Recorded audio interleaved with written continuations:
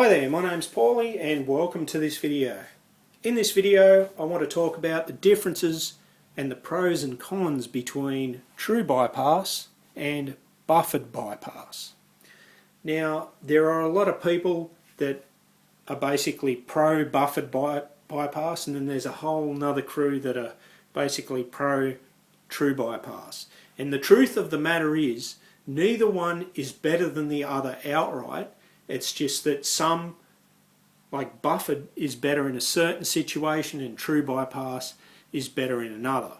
And what I'm hoping I can do in this video is explain to you what the differences are, how that affects your tone, and in what situation is one better than the other. And from there you should be able to decide, as far as your pedal board is concerned and your guitar rig in general, which you want to use in a particular spot on the board. So what is true bypass? True bypass is basically a switch. It's a passive circuit. It has no active components. You hit the switch, it changes state. And what happens is when the effect is engaged, your input and output are connected to the input and output of the circuit in the true bypass pedal. When you hit that switch to make it bypass, it completely disconnects that effects circuit and basically makes a straight through signal path from the input to the output of the pedal. So true bypass sounds like a silver bullet and seems to tick all the boxes, right? Well, not quite. See, pickups from an electric guitar are high impedance output devices, and high impedances, they're affected pretty well by a small amount of capacitance or inductance. And it just so happens that a long cable run acts like a capacitor. Well, truth be known, even a short piece of cable is a capacitor between the center conductor and the shield. But a long cable run actually increases that value of capacitance. And from 18 to 20 foot and beyond, it makes a noticeable difference to the high end of your sound. And that's the shortfall of a true bypass pedal. Now, the buffered pedal advocates, from that buffered pedal camp, they'll jump up and down and say, well, buffered pedals don't suffer from that problem. They change your high impedance signal over to a low impedance output signal and it can just rage through that cable like it's nothing and it makes no difference. Well, that's true. It does change it to a low impedance output and that signal is not affected by the small amount of capacitance in the cable. But buffered bypass pedals are active devices. A buffer by definition is an amplifier that has unity gain. It is an amplifier that matches the output level to the input level. So buffered bypass is actually an active circuit. It uses either an op amp or transistors to transform the output from your guitar to a low impedance output from the pedal. Now, herein lies the problem. That means that a buffered circuit, by its very nature, is going to alter your tone in some way. They are not dynamically perfect. So when you use a buffered bypass, you need to bear in mind that your high impedance is gone, so you should always use fuzz pedals and things like of that nature in front of your buffered pedal, because they prefer a high impedance usually. The other thing you need to bear in mind is the output from your buffered pedal when bypassed may not be at the same level as your original guitar signal. It may be slightly lower, it may be slightly higher. For some people that won't matter, for others it will. So lastly, buffered bypass pedals have their own frequency response, and they will impart that frequency response onto your guitar's signal. So the EQ of your guitar will not be the same before the pedal as it will after the pedal. For some people this will be a problem, for others it won't be, they'll prefer it that way. Generally it they have a kind of a scooped sound to them. So let's get to the demonstrations. Okay, for these little demos I'm going to be using, I've got a JCM 2000 TSL60. I'm running a 2x12 cab with two Celestion Vintage 30s. I've got this extremely short fly lead that I'm running from this AB loop switch to the amplifier. And this loop switch has two potential loops that you can plug into on either side, an output and an input. And when nothing is connected to these outputs and inputs, they actually basically just switch through. So you don't actually need anything plugged into it for it to actually send the signal on. Okay, so I'm playing a Strat and we're on the neck pickup. So the first thing I want to do is demonstrate that this very short fly lead has no effect on our signal chain, and that's just to show that this is going to have minimal effect.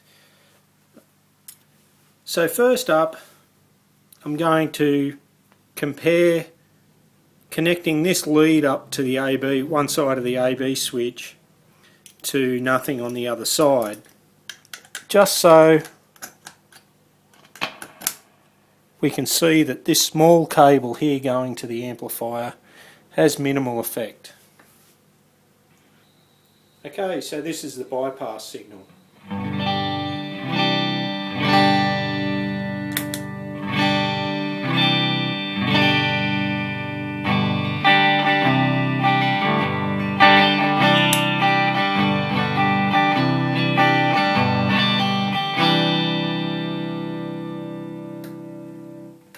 So I can't really hear a difference there at all. I don't know whether you can.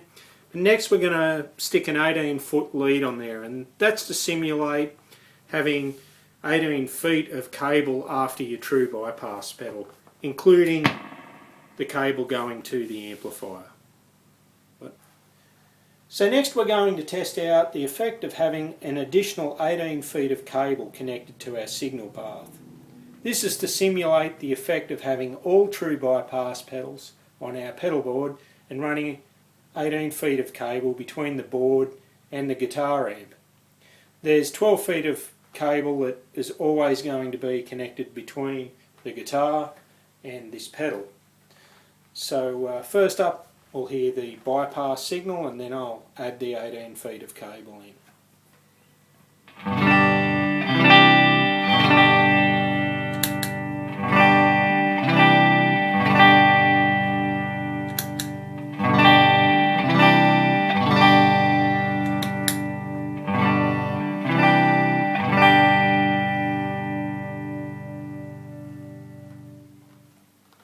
So I'm sure you could hear the difference with the cable. The additional capacitance from the 18 feet obviously took some of the highs away. I'm hoping you can hear that on your end. So the next thing I'm going to do is show you what effect a buffered bypass pedal has on our signal. And just to show you, it's running on batteries.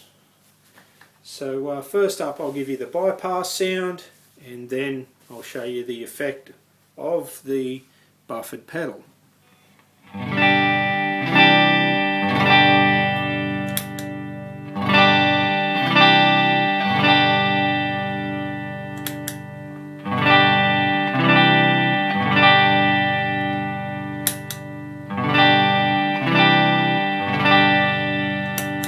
I don't know whether you could hear that on your end, but the DS1's buffer actually has a slightly scooped sound to it and takes away some of the mids. So let's add another couple of pedals to that, because it's not unusual for guitarists to run a few pedals, and just see what the effect of running more pedals and having more buffers in there actually does. Okay, so now we've got the three pedals hooked up. We've got a DD7, a TS9 and the DS1, and we'll see what effect that they have on our signal. First up, it's going to be bypassed, and then we'll kick it in.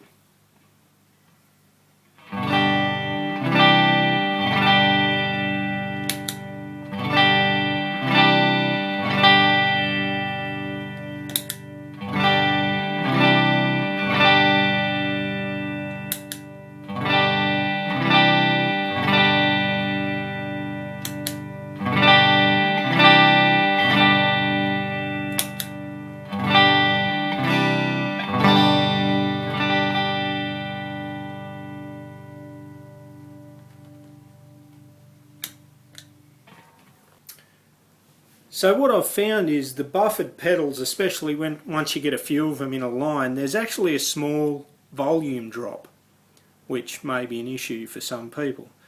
Also, it kind of scoops out the mids, and I don't think it sounds as vibrant as what it does in bypass, to me. To you it might be something different.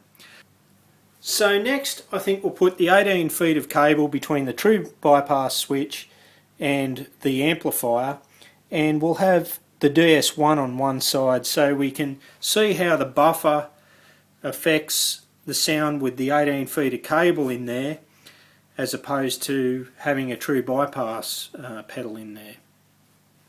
Okay, so basically we've got the 18 feet of cable between the amplifier and the switch, and we're going to switch in and out the buffer in the DS1 via the foot switch here.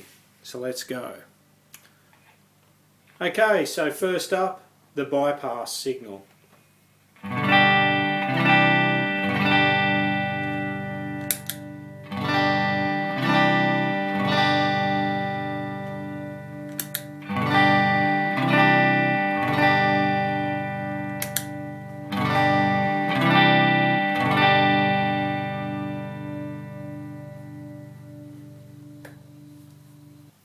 So what I can hear is when the DS1's not connected, the high end is rolling off a little due to the cable. Then when we kick the DS1 in, the buffer kind of, re-establishes that high end, but it also seems to scoop the mids out. Now, you've got to decide for yourself as to which way you would like to go, and in your particular situation, depending on how much cable you're running and things like that, as to whether you want to go true bypass or buffered. You do lose volume from what I can see from running multiple buffered pedals together. So you need to decide for yourself as to what combination of true bypass and buffered you want to use. And really, I don't think any one of them is a perfect answer. So at this point, I can see that some of you aren't going to be convinced that buffered bypass circuits actually do colour your tone. So I've got a new little test here, and what we're going to do is compare the buffer of the DS1 to the buffer of the Tube Screamer. And just for shits and giggles, I'm going to leave the 18 feet of cable in between the foot switch or the loop switcher and the amplifier. So let's do that. First up, it'll be the DS1 and then the Tube Screamer.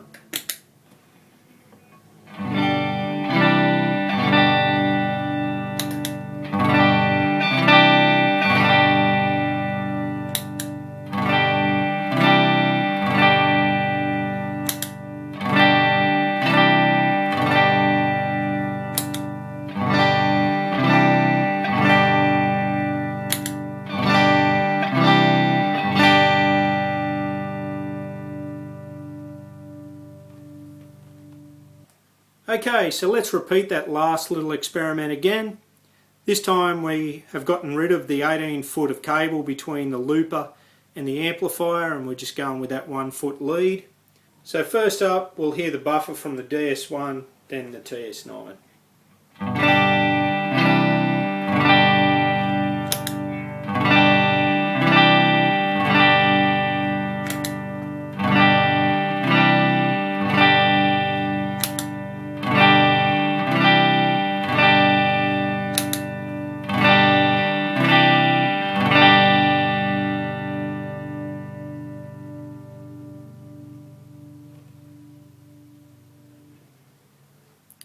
So that was interesting. I could just hear a very slight difference in the mids between the DS1 and the TS9 with the short cable. I found it was more pronounced with the 18 foot cable between the pedals and the guitar amp. what I found, what I could hear, I don't know whether you could hear it on your end, but the TS9 was ever so stronger in the mids than the DS1 was. The DS1 just had a slightly scooped out sound about it. And it sounded more prominent with the longer cable, that's the funny thing. So all in all, what does all of this actually mean? Well, it means that there is no silver bullet. It means that nothing is perfect, especially for a purist. It means that a buffered bypass pedal is going to be a problem for you because it's going to alter your tone. You're not going to get that pure sound from the guitar to the amplifier. But that said, 40 foot of lead is not going to let that happen either. So you need to find a compromise somewhere. Either you keep your cable runs really short, or maybe you run one buffered pedal that you like the sound of somewhere in the chain, or that doesn't, have the undesirable effects that you're trying to avoid by using buffered pedals. True bypass definitely has a place. There's no doubt about that. But it's not the answer to all the problems with, the attenuation of the high end due to the capacitance in the cable.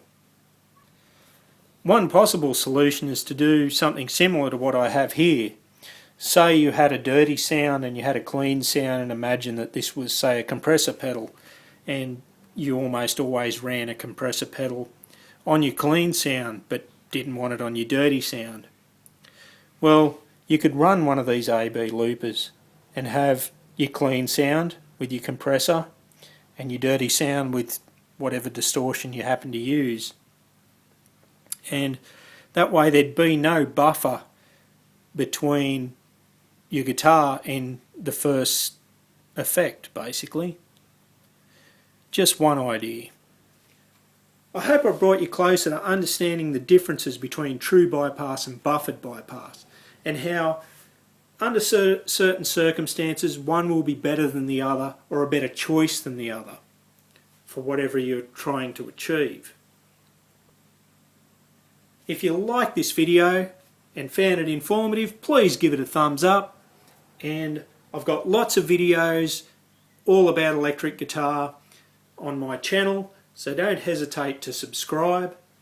I do new videos fairly regularly, although it's been a little while since the last one, but I'm hoping to get right back into it.